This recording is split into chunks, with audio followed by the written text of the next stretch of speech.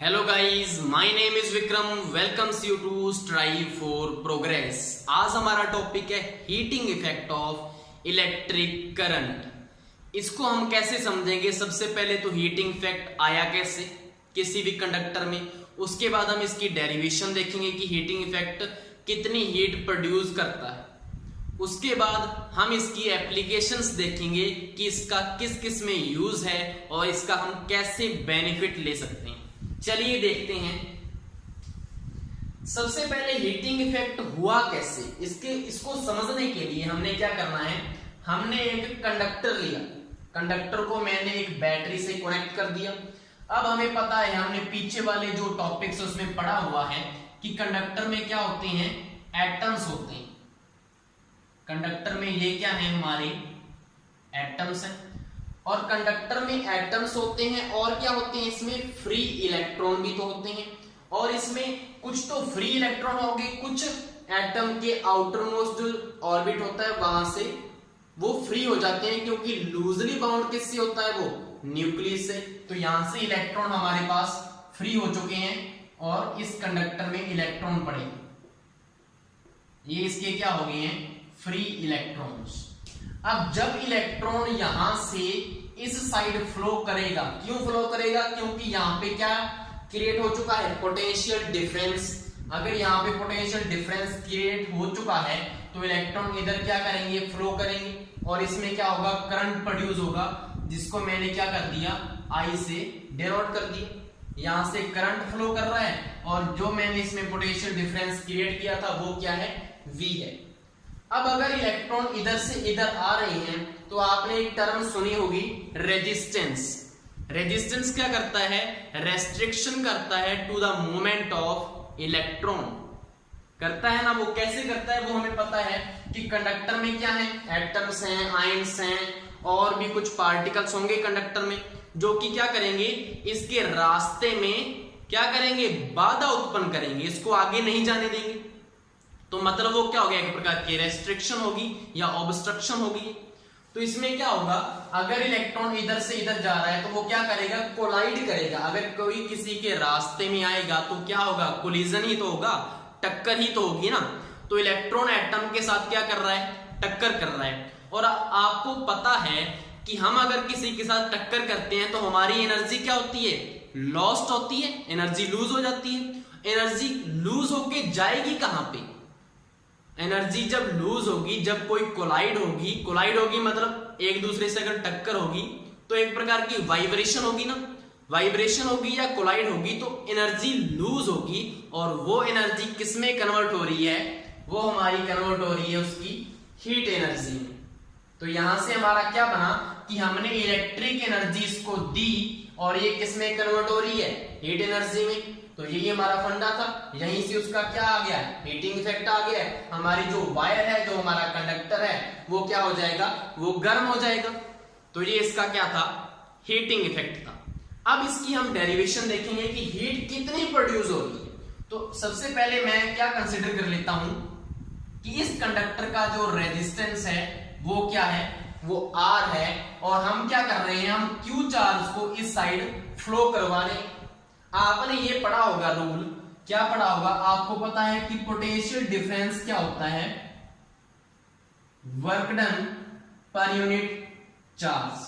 आपने ये फॉर्मूला पढ़ा होगा पीछे वाले टॉपिक्स में कि अगर मैं Q चार्ज को इस साइड से इस साइड फ्लो करवा रहा हूं तो एक प्रकार का वर्क कर रहा हूं, जो क्या होता है, पोटेंशियल डिफरेंस होता है। तो ये आपको पता है। तो यहां से हमारा वर्क क्या आ जाएगा, वर्क इज इक्वल टू आ जाएगा Q इंटू वी आ जाएगा। और आपको ये भी पता है कि चार्ज पर यूनिट टाइम क्या होता है, करंट होता है। तो अगर Q को मैं चेंज करूं तो Q इक्वल टू क्या आ जाएगा, मतलब I equal to Q by T. तो Q इक्वल टू क्या आ जाएगा, I into T, I into T आ जाएगा। और डॉट क्या पड़ा है, यहाँ पे V पड़ा है। इतना आ गया फॉर्मूला। अब हमें ये भी पता है कि ओम्स लॉ के अकॉर्डिंग V इक्वल टू क्या होता है, I इंटू R, क्योंकि रेजिस्टेंस इसमें कितना है, R है। तो I डॉट टी डॉट इसकी वैल्यू क्या आ जाएगी, I डॉट R आ जाएगी। इतना आ चुका है। अब इसको सॉल्व कर लो तो I इंटू आई क्या आ जाएगा, I स्केयर आ जाएगा, I स्केयर R टी। तो हमारा जो W है वो क्या आ गया, I²RT आ गया। अब हमारा जो वर्क है, वर्क को हम क्या बोल सकते हैं, वर्क हमारा एनर्जी ही होता है कि हमने कितनी एनर्जी लगाई उस चार्ज को यहां से यहां फ्लो करवाने के लिए। अब जो एनर्जी है, हमने इस इफेक्ट में क्या पढ़ा है, जो हमारी इलेक्ट्रिकल एनर्जी है वो किस में कन्वर्ट हो रही है, हीट एनर्जी में। तो मैं इस एनर्जी को क्या लिख सकता हूं, जितनी हीट प्रोड्यूस होगी तो इसको मैं चेंज कर दूंगा हीट के साथ, H के साथ, और हमारा जो फॉर्मूला है वो बन जाएगा H = I²RT।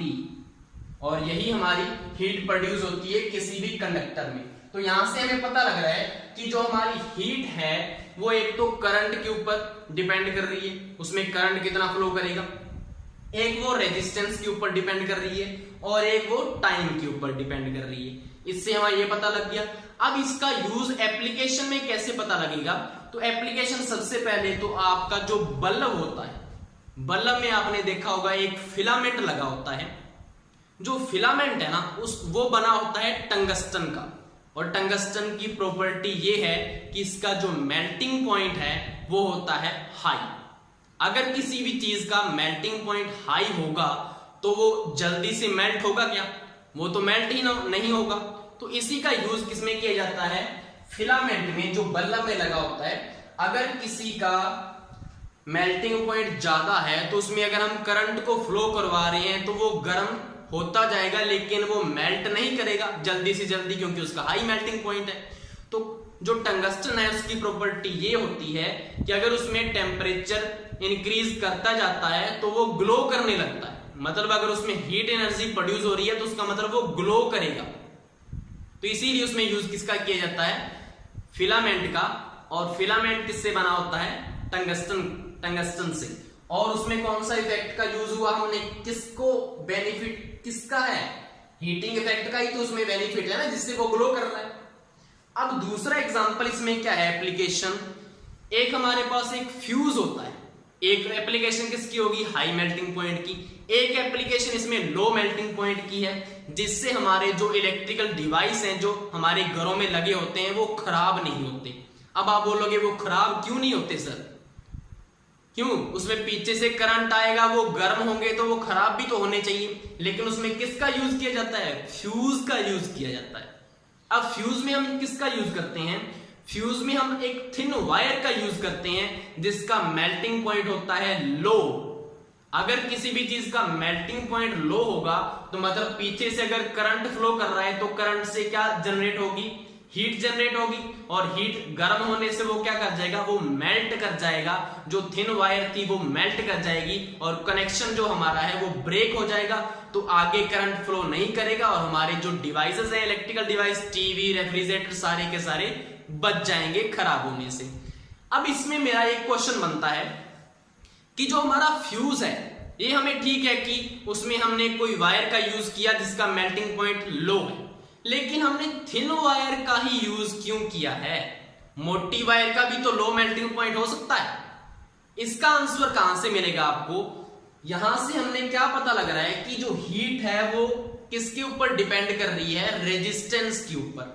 और हमने पीछे क्या पढ़ा था, पीछे हमने रेजिस्टेंस की प्रॉपर्टी पढ़ी थी कि resistance directly proportional to length and resistance inversely proportional to area, मतलब 1/A। ये हमने प्रॉपर्टी पढ़ी हुई है रेजिस्टेंस की। मतलब अगर किसी भी वायर का अगर एरिया हम ज्यादा कर देंगे तो उसका रेजिस्टेंस क्या हो जाएगा, कम हो जाएगा, और अगर उसका एरिया कम है तो रेजिस्टेंस ज्यादा हो जाएगा। तो इसमें थिन वायर का मतलब क्या है, थिन वायर मतलब उसका एरिया हमने कम किया है। एरिया कम करने से मतलब क्या है कि हमने उसका क्या कर दिया, रेजिस्टेंस ज्यादा कर दिया। अब जितना ज्यादा रेजिस्टेंस होगा कोलिजन उतनी ज्यादा होगी या कम होगी, उतनी कोलिजन ज्यादा होगी, क्योंकि रेजिस्टेंस का मतलब ही क्या है, कोलिजन करवाना, उसको आगे नहीं जाने देना, उसको रोक के रखना। रोक के रखेगा मतलब कोलाइड करता हो जाएगा, वो ज्यादा कोलिजन होगी। ज्यादा कोलिजन होगी तो हीट भी तो ज्यादा करेगा ना वो।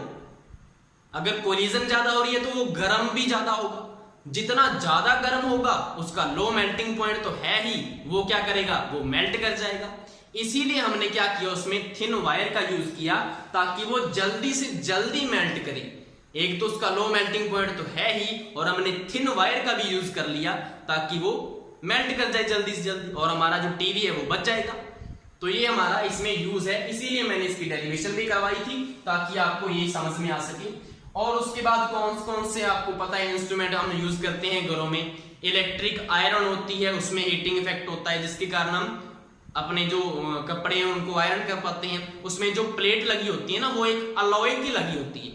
कभी भी मेटल का यूज नहीं किया जाता उस प्लेट में। क्यों नहीं किया जाता? क्योंकि जो मेटल होता है ना, वो किससे रिएक्ट करता है आपको, जैसे कि Fe है, जैसे आयरन है, अगर हम उसमें लोहे का यूज कर लें, लोहे की प्लेट लगा दें, तो हमें पता है कि जो लोहा है वो किससे रिएक्ट करता है, जो हमारी सराउंडिंग में क्या है, ऑक्सीजन भी तो प्रेजेंट है ना, तो लोहा क्या करेगा, ऑक्सीजन से रिएक्ट कर लेगा। अगर वो ऑक्सीजन से रिएक्ट करेगा तो हमें पता है कि क्या लग जाती है, लोहे के ऊपर जंग लग जाती है। तो हमारी जो आयरन है उसका जो नीचे वाला पार्ट है, उसका बेस है, वो खराब होगा या नहीं होगा? वो तो खराब हो जाएगा। तो कभी भी मेटल का यूज इसमें नहीं किया जाता, जिसको हीटिंग इफेक्ट के लिए बनाया जाता है, जो भी इंस्ट्रूमेंट को, उसमें कभी भी मेटल का यूज नहीं करते ताकि वो ऑक्सीजन से रिएक्ट ना करे। क्योंकि हमें पता है कि क्या बन जाएगा, FeO ऐसा कुछ बन जाएगा, और हमारा सारा कंपाउंड जो है उसके बनने के बाद वो खराब हो जाएगा हमारा जो इंस्ट्रूमेंट है। तो इसीलिए वहां पे अलॉय का यूज किया जाता है। अब आप बोलोगे अलॉय क्या होता है? अलॉय होता है जिसमें मेटल नॉन मेटल को मिक्स करके उसको बनाया जाता है ताकि उसमें क्या हो, वो रिएक्शन ना करे ऑक्सीजन के साथ। अलॉय कभी भी रिएक्शन नहीं करता ऑक्सीजन के साथ। अब नेक्स्ट हमारा इसमें एग्जांपल क्या है, हमारा जो हीटर होता है, हीटर में भी क्या है, एक निक्रोम वायर लगी होती है। निक्रोम क्या है? निक्रोम भी तो एक अलॉय है। निक्रोम का मतलब क्या है, उसमें 80% तो निकल है और 20% उसमें क्या होता है, क्रोमियम होता है। तो दो मेटल को हमने मिक्स कर दिया, मतलब अलॉय बन गया।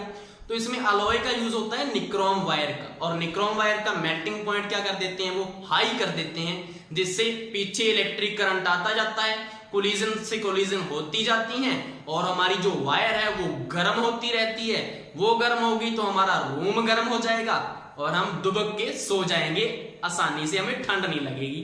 तो इसीलिए उसका यूज किया जाता है। अब आप बोलोगे कि ये तो ठीक है, लेकिन हमारा मोबाइल क्यों गर्म हो रहा है?